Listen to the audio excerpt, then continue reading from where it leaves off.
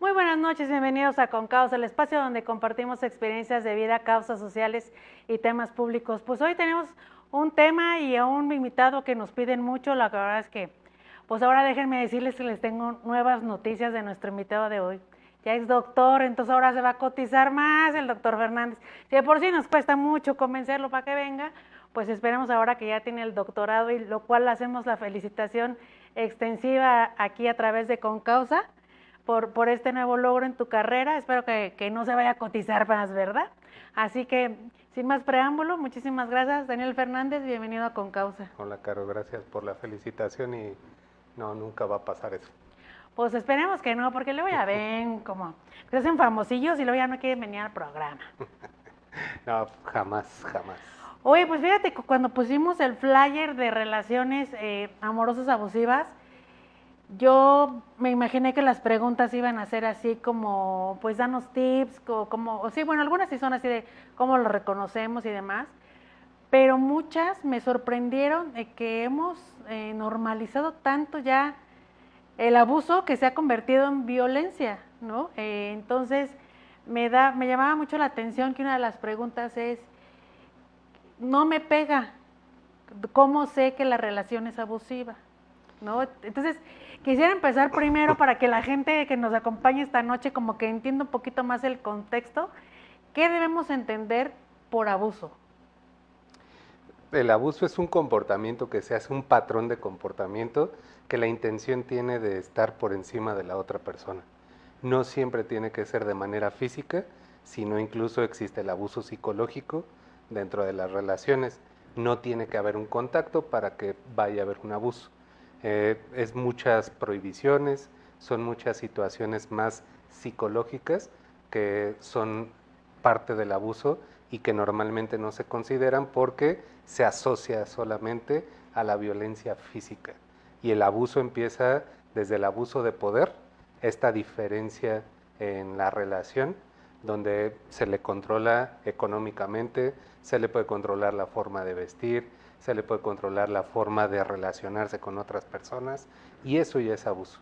Y normalmente eso se pasa por alto porque solamente lo asociamos a una cuestión física. O sea, para que entendamos que no necesita pegarte. No, tiene que haber una manipulación y desde ahí ya se está hablando. Normalmente hay una confusión entre manipulación y persuasión. La persuasión es convencer a la otra persona para que juntos podamos disfrutar de algo, pero la manipulación es cuando la persona que trata de convencer a la otra persona va a obtener el beneficio solamente. Entonces esa parte de la manipulación no se llega a identificar como tal, como un abuso, porque, insisto, solamente se piensa el abuso como en la parte física, pero la más grave y la más complicada es la violencia psicológica, que un dato que alcancé a, a tomar es que 1 de cada 3 mujeres en el mundo ha sufrido violencia psicológica o sexual.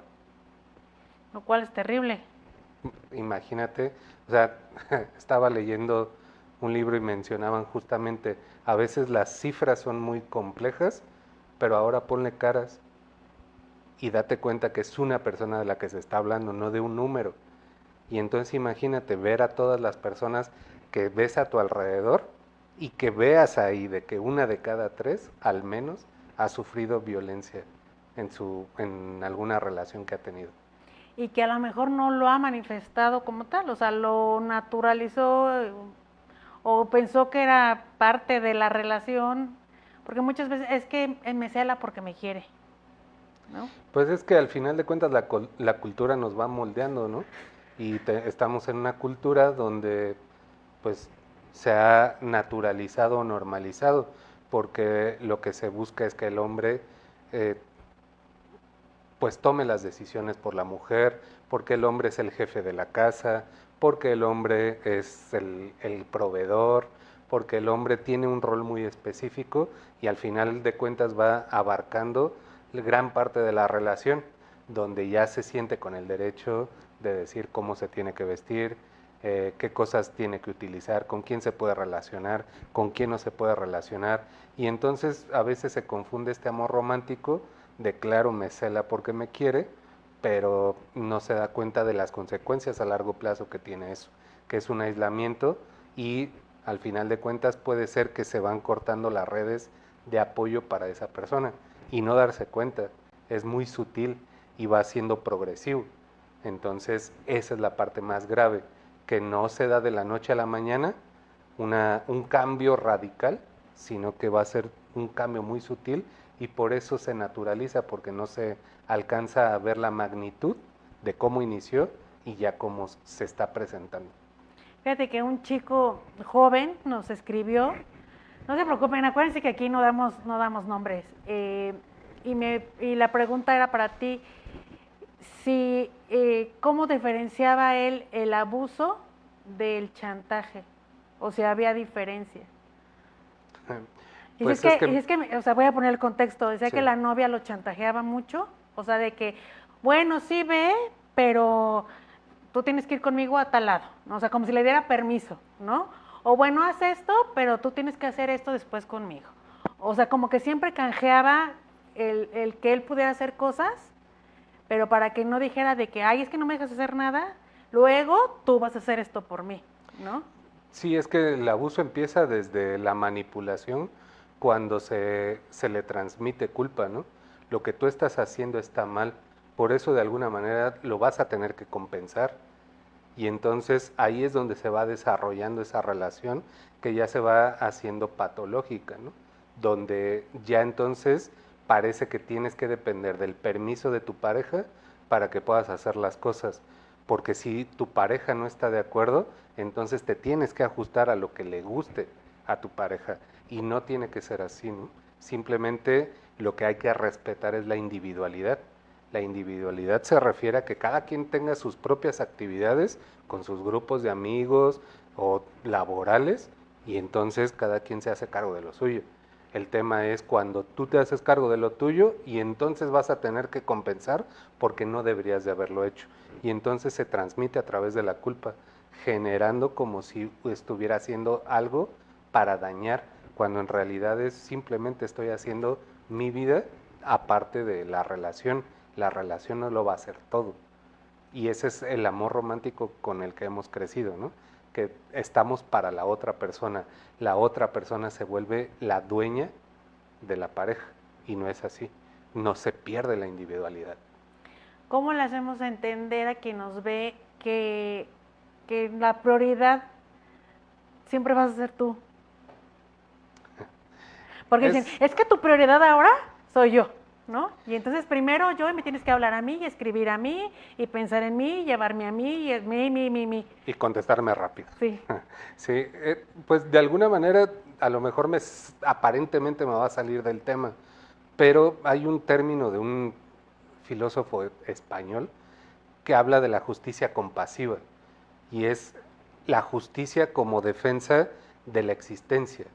Entonces es parte de una premisa muy sencilla, ¿no? El mayor acto de injusticia es no reconocer la existencia del otro. Existencia entendámoslo como las necesidades, los deseos, la identidad de la otra persona. Entonces, ese es el mayor acto de injusticia, no reconocer la existencia del otro. Por lo tanto, el mayor acto de justicia es reconocer la existencia del otro. Entonces, si yo me hago cargo de mis necesidades y mi pareja se hace cargo de sus propias necesidades, nos vamos a enfocar más en compartir que en tratar de compensar lo que le hace falta a la otra persona. Porque si estamos asumiendo ese tipo de relación, estamos asumiendo que la otra persona está incompleta y solo puede estar completa si yo estoy presente. Y entonces me vuelvo la necesidad de la otra persona. Y no es así.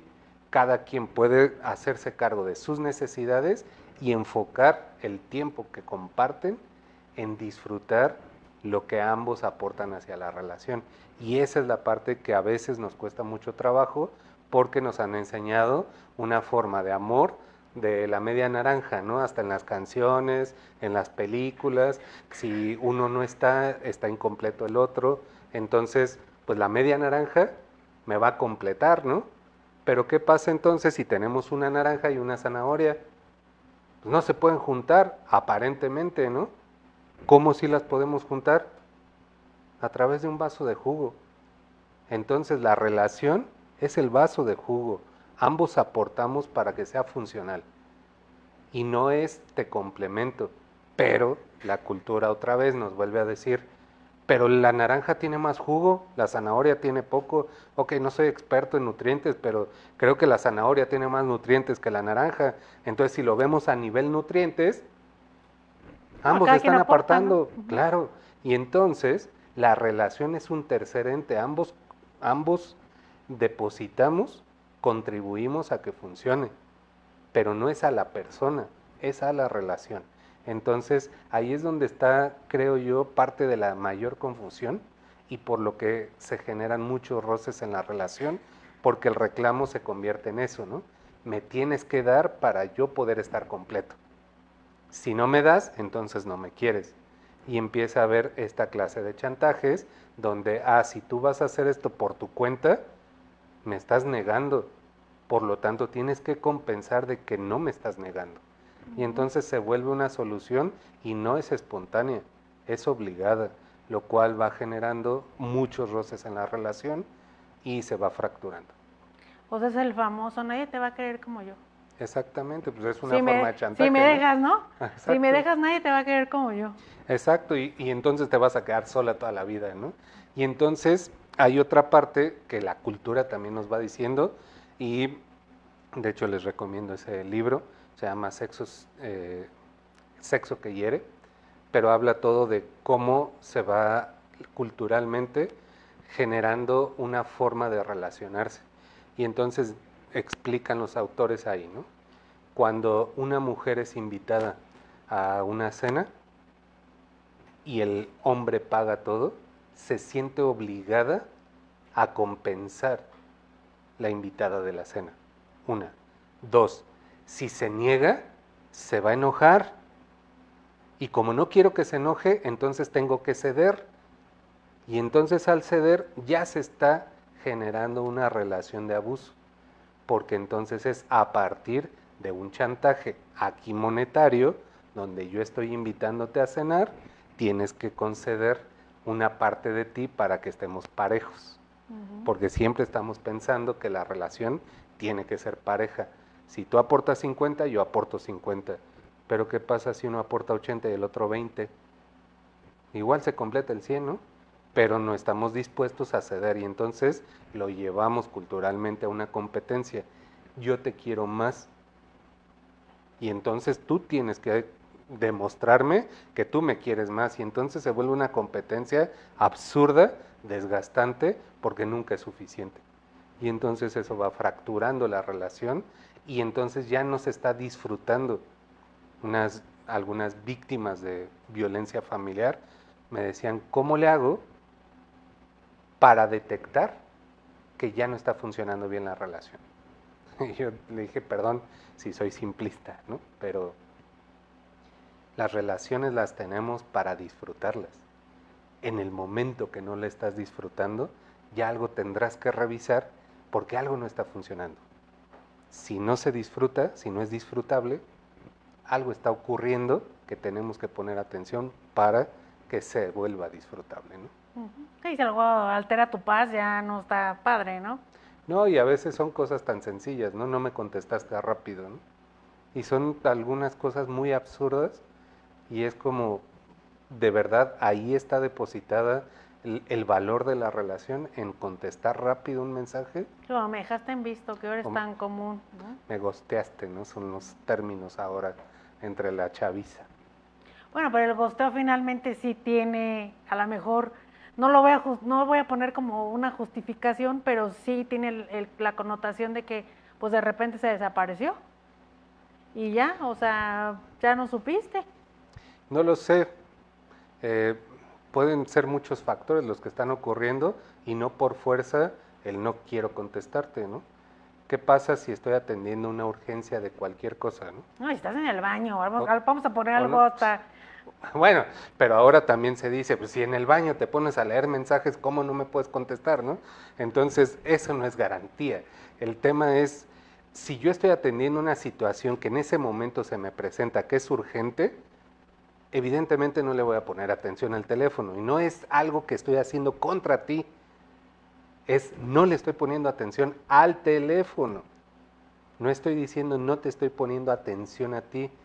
Y eso se asume como un rechazo y eso es lo que más nos puede lastimar.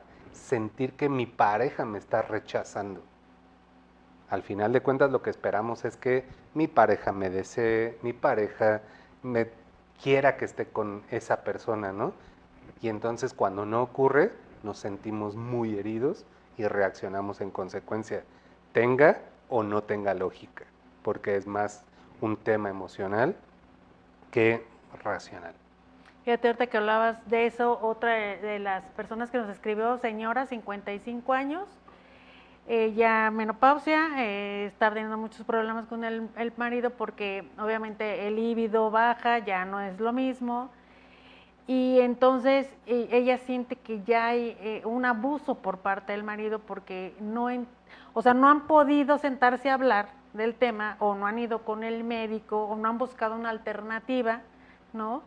Y él le dice, es que tú no quieres, es que tú ya no me quieres, es que seguramente tú tienes ya otro, es que entonces empiezan todas las inseguridades y ella dice, no, simplemente pues mi deseo sexual bajó, ya no hay ese líbido que tenía yo antes, ni la lubricación ni nada, y no se me antoja tener relaciones ni con él ni con nadie, ¿no? Ujú. Pues es que también es un tema bastante espinoso, ¿no? Cuando hablamos de la sexualidad en la pareja, normalmente no se habla abiertamente y es por cultura, ¿no? Entonces, ese es otro detalle que se va acumulando a toda una serie de situaciones que se van generando, que no permite tener una comunicación abierta, honesta, donde podamos decir, está pasando esta situación y llegar a acuerdos, ¿no? Porque a veces esperamos, porque también, otra vez, el amor romántico, tú deberías de saber cómo me siento. Pues no lo sé. ¿Y cómo voy a saber lo que te está pasando hormonalmente? No lo puedo saber. Y yo te tengo que entender. Y la otra persona dice, yo tengo que entender que a pesar de que yo no quiera, tú quieras, ¿no? Y entonces se genera una discusión porque estamos teniendo una expectativa de que entienda cómo lo estoy viviendo, pero ¿cómo carajos puedo saber cómo lo vive la otra persona si yo no lo estoy sintiendo? No es mi cuerpo, no puedo sentirlo, ¿no? Entonces no estamos fusionados, que nuevamente el amor romántico es como somos uno mismo, ¿no? Pues no, no es cierto, somos dos personas que elegimos estar acompañándonos, ¿no? Entonces no me puedo fusionar, no puedo entender cómo lo estás viviendo, qué se siente. Entonces, ¿por qué asumimos que por tanto amor que nos tenemos y tantos años juntos, ya deberías de saber qué es lo que tengo? No, es muy absurdo pensar que podemos leer la mente de la otra persona, pues no se puede. ¿Cómo entonces deberíamos reconocer que la relación ya está brincando de una discusión o de un malestar a una relación ya abusiva? O sea, esa línea delgada en la que dices, pues es que todavía no me pega. Ajá. Sí, pero vuelvo al tema de la incomodidad que se puede generar dentro de la relación, ¿no? A lo mejor es, ahora sí puedo observar que me ignora, que le estoy hablando y no me quiere hablar, ¿no? Y pasan días y no me está hablando. Entonces ahí ya puedo empezar a ver ciertas circunstancias. Una, a lo mejor no es que me ignore nada más, sino es porque está enojado por una situación que podemos resolver y nada más falta que lo hablemos y lo resolvamos. Pero la otra es cuando ya hay no te voy a hablar porque entonces tú no estás haciendo lo que te toca hacer. O sea, sería inconcebible que me está aplicando la ley del hielo mi propia pareja. No, o sea, hay momentos, ¿no? Pero, por ejemplo, neurobiológicamente hablando, el enojo no dura más de 40 minutos. Y entonces además vas a ya decir, es capricho. no, es alimentar el mismo sentimiento, ¿no? ¿Con qué? Con recuerdos. O sea, el enojo del momento ya pasó, pero lo sigues manteniendo diciendo, pero es que también la otra vez, cuando ocurrió tal cosa, también fue lo mismo y lo estás alimentando de esos recuerdos y ya no estás hablando de la situación que generó la discusión. Ya le estás metiendo otros componentes que en teoría ya estaban resueltos. El tema es cómo nos acostumbramos a no cerrar las discusiones y decir, bueno, ya, vamos a dejarlo pasar y mañana será otro día. Sí, pero el tema es que ya está acumulado emocionalmente. ¿Cómo me puedo dar cuenta que se acumula? Así, cuando ya un enojo ya es desproporcionado a la situación que se está viviendo. Y no lo ponemos en resolver la situación, sino en atacar a la otra persona. Tú me hiciste sentir más mal. No, tú me hiciste sentir mal. Y entonces ya estamos hablando de la persona y no de la situación. Entonces no llegamos a acuerdos, porque uno de los dos tiene que ceder y uno de los dos tiene que perder. ¿Por qué tenemos que perder? ¿No? Si al final de cuentas se trata de disfrutar la relación, tendríamos que ganar juntos, ¿no? Si ese fuera el parámetro. ¿Puede ser abusivo económicamente? También, claro. Cuando la balanza económica se carga sobre una de las partes, también puede ser una forma de maltrato hacia la otra persona porque es limitarle el ingreso para poder hacer sus actividades, ¿no? O por ejemplo, en el caso de una pareja donde se le da, no sé, el acuerdo es que el que trabaja es el esposo y la mujer se queda en casa, ¿no? Y entonces se pasa un gasto para las actividades de la casa, pero se los están contando, ¿no? A ver cuánto te gastaste en la comida, cuánto te gastaste en esto. Oye, pero es que también me compré unas medias, pero ¿por qué? Para eso no te di. Entonces ahora te voy a quitar y a ver cómo le haces para completarlo de mañana, ¿no? Y ahí se empieza a controlar. El tema no es el dinero como tal, sino es cómo se ejerce ese control sobre la otra persona. Es un abuso de poder en ese sentido, ¿no? ¿Puede ser a cuentagota el abuso o normalmente viene así en cantidad? O sea, es muy ya que lo ves, lo visualizas. No, se da de manera muy sutil. De hecho, en el Instituto Politécnico Nacional se creó el violentómetro, ¿no? Ahora en las agencias del Ministerio Público, en las fiscalías que ven la violencia de género contra las mujeres, está ese violentómetro y empieza desde bromas de, ay, sí, tus cachetes, ¿no? Ahora te ves más cachetona y después empieza a subir de nivel, ya empieza a ser más agresivo y esa agresividad va en aumento. Estoy hablando de la parte baja del violentómetro, pero si nos saltamos las partes intermedias es hasta llegar al feminicidio, ¿no? Entonces es cómo se empieza a hacer verbal, después puede ser económico, puede ser físico, una cachetada, pero después se empiezan a involucrar armas y va creciendo con el tiempo. ¿Qué lo puede detener? Uno, los límites que pueda poner la pareja, pero también cuando muchas veces en violencia familiar, yo escuchaba a las mujeres que eran víctimas de violencia familiar que podían aguantarlo porque ya lo habían normalizado. Sin embargo, cuando esa violencia se trasladaba hacia los hijos, decían aquí, esto no puede ser. Yo puedo aguantar lo que sea, pero los niños no. Y solamente les hacía darse cuenta cuando la violencia ya se trasladaba hacia los hijos. Y ahí era donde reaccionaban y ponían los límites. Eso es justamente algo que los saca de lo conocido y entonces ahora sí toman medidas para poner límites. Porque igual pueden ser abusivos o sea, con la familia, con los hijos en este caso. O sea, el papá o la mamá quien esté ejerciendo puede ser así a cuentagota también con ellos.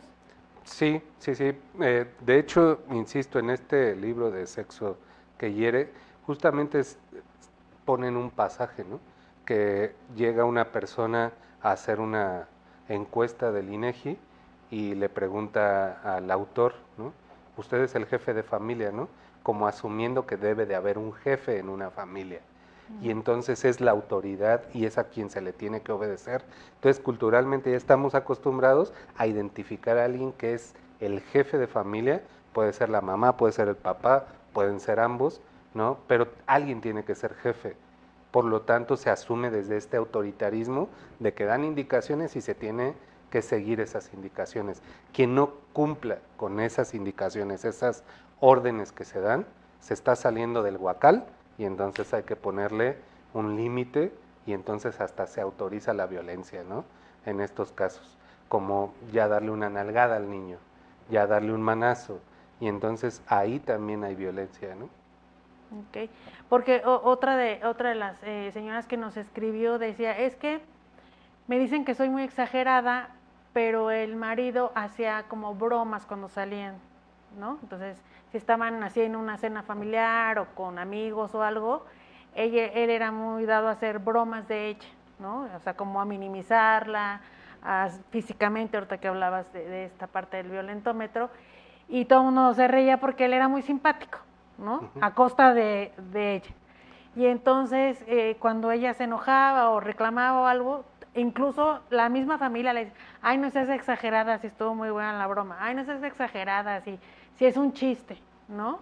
Pero finalmente, pues a ella dice, es que yo me siento ya que está abusando de esa parte en la relación, ¿no? Pues es que tú dijiste una palabra importante, ¿no? A costa de. Efectivamente, cuando ya se señala que se está haciendo, cuando una persona no está de acuerdo en participar en esa dinámica, ya es violencia. Ya se está ejerciendo un abuso de poder cuando una persona ya no está de acuerdo. Entonces, por más gracioso que les pueda parecer al público, cuando esa persona no está de acuerdo y alza la voz, creo que ahí ya se tiene que cortar, ¿no?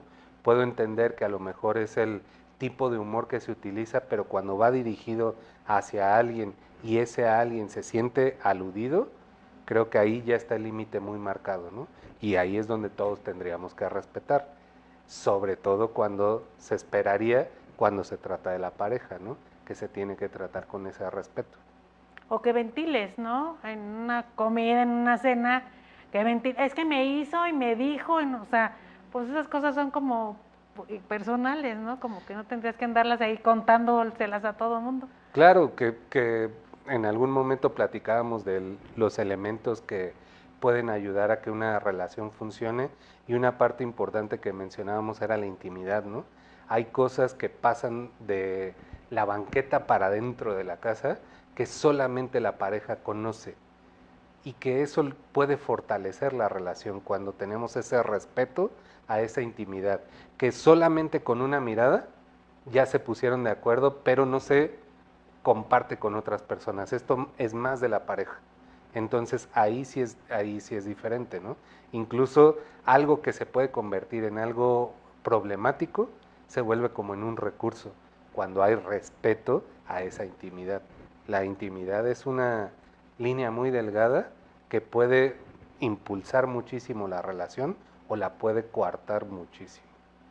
Otra chica nos escribió y decía que ella no los, que ella al principio no lo sentía como abuso, pero por lo mismo esta parte de que estaba súper enamorada, pero que después todo el mundo le decía, es que está abusando de ti el novio, ¿en qué sentido? Préstame tu coche, préstame tu tarjeta de crédito para pagar a meses, préstame tu casa para hacer una reunión, ¿no? Que decía, no era sobre mí, sino era sobre lo que yo tenía como propiedades, pero para todo era préstame, préstame, dame, préstame. Y al principio, pues ella decía, ay, pues, ¿qué importa, no? Pues somos novios y yo lo quiero y sí, ten mi tarjeta y ten mi coche y cosas así, pero que después ya sintió que realmente era como un abuso, ¿no? Entonces que no sabía diferenciar esa parte entre si realmente era abuso o simplemente este era un viejo muy pedinche, ¿no? Es que hay una línea muy delgada entre el consentimiento, ¿no? El consentimiento es estar de acuerdo con, pero si ahorita estoy de acuerdo y puedo autorizar algo, no quiere decir que siempre tengo que autorizar lo mismo. Y el tema es identificar hasta dónde ya no quiero hacerlo. Porque tampoco podemos juzgar que si es una relación así de abierta donde la mujer incluso se pueda sentir muy cómoda en, mira, se siente apoyado y yo no tengo ningún tema en compartir mi tarjeta, mi dinero, mis cosas, no tengo ningún tema, pues tampoco va a haber un problema, ¿no? Creo que a veces los que están alrededor van generando un problema, porque dicen, es que no deberías de permitir esto, pero a ver, esos acuerdos son muy de pareja. Si los dos están de acuerdo, no le veo el abuso. Cuando una ya no está de acuerdo, ahí empieza ese abuso.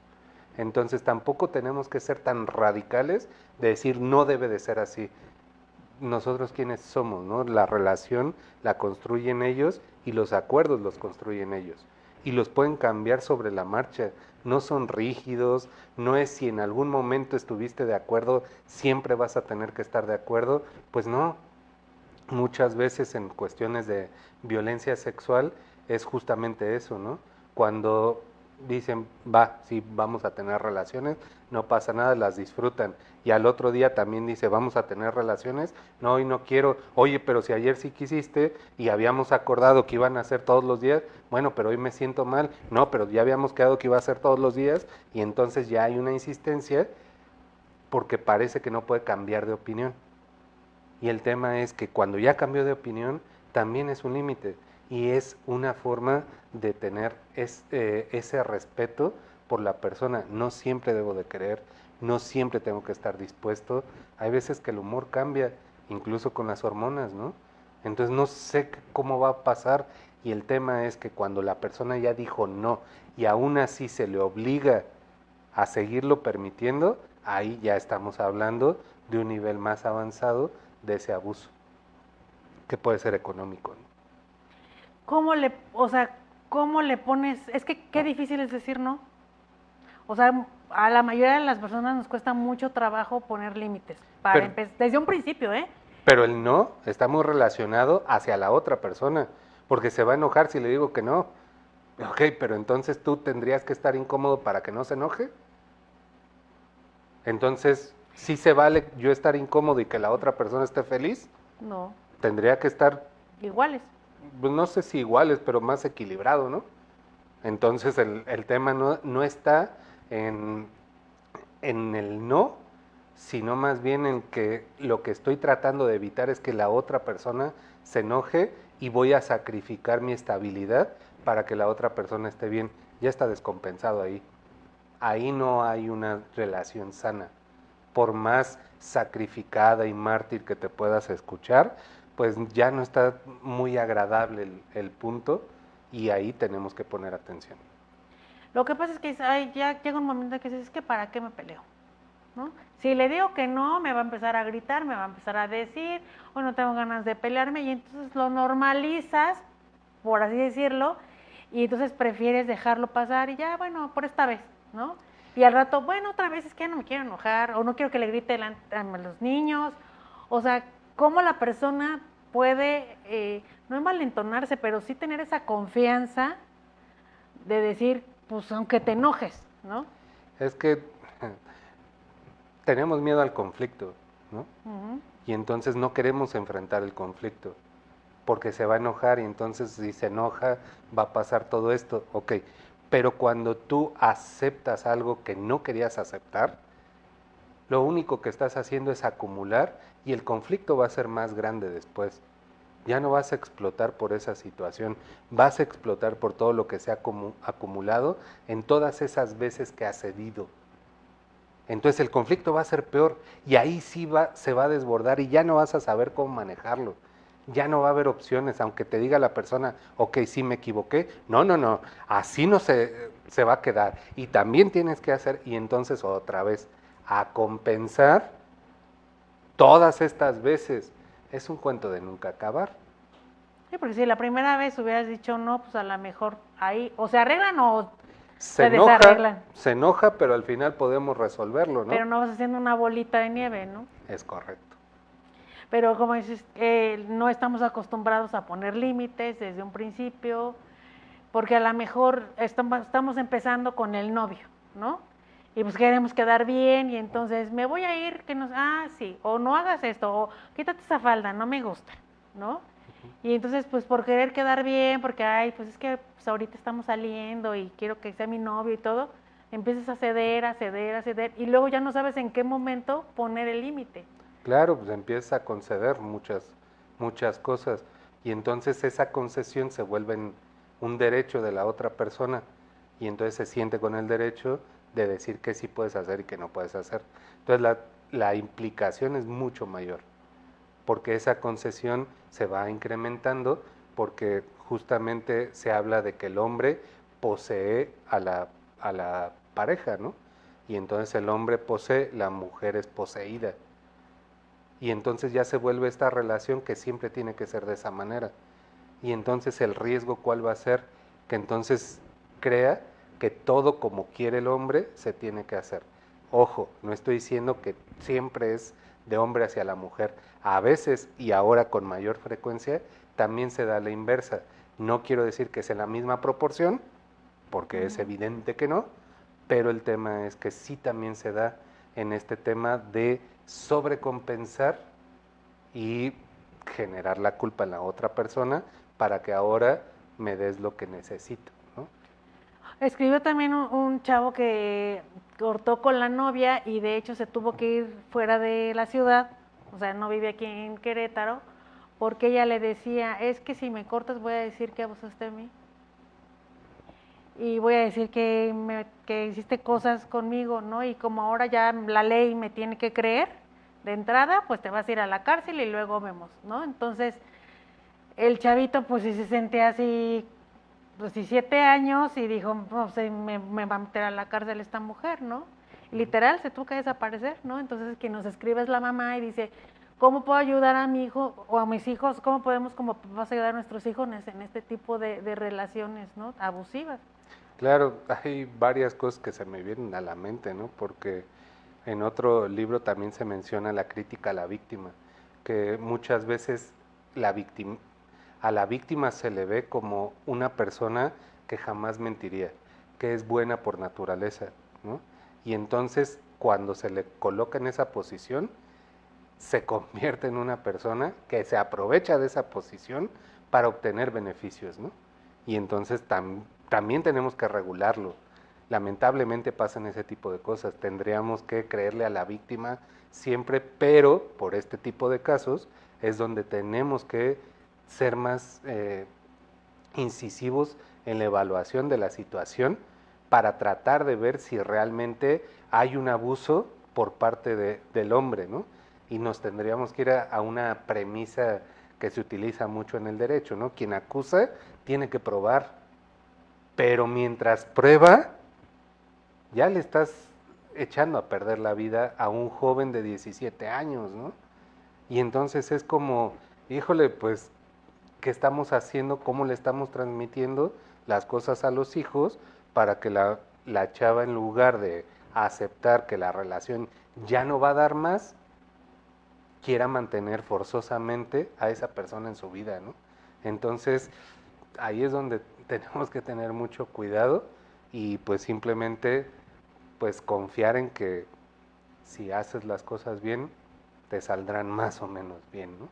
Porque también te vas a enfrentar a situaciones donde te pongas en riesgo con otras personas. Lamentablemente he sabido de muchos casos que pasa así, que se le acusa de abuso sexual a un hombre y a la víctima se le tiene que creer, ¿no? Y entonces esa se vuelve una relación de poder a la inversa.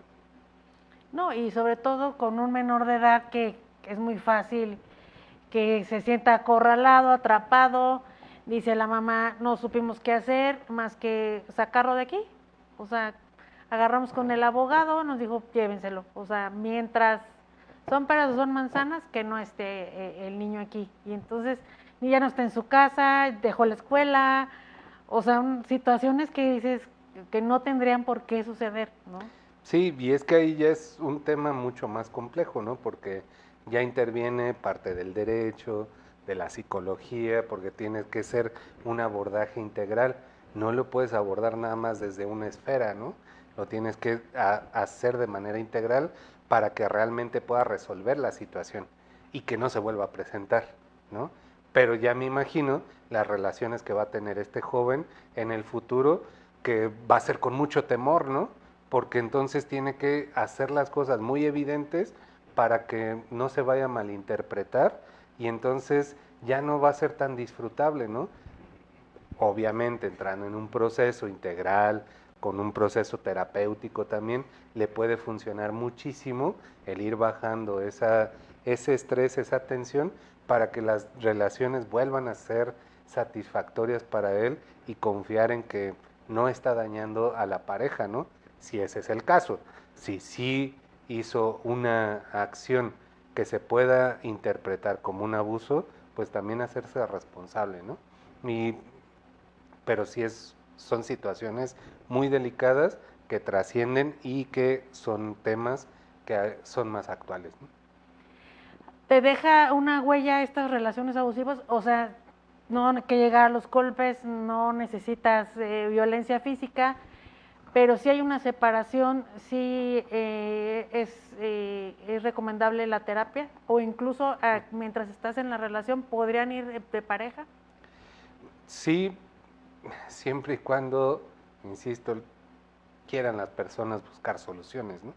Porque lamentablemente yo me he encontrado con parejas en donde el hombre sigue con su postura y dice, yo nada más vine aquí por ella, y a mí no me interesa estar en este proceso, es nada más para que esté tranquila, que sí quiero buscar soluciones, pero no quieren participar en nada, ¿no? Como si su sola presencia ya resolviera todos los problemas que han traído, ¿no? Y es señalar a la mujer como, ella es la que está haciendo todo el relajo, no hay ningún problema, pero ve todo lo que exageras.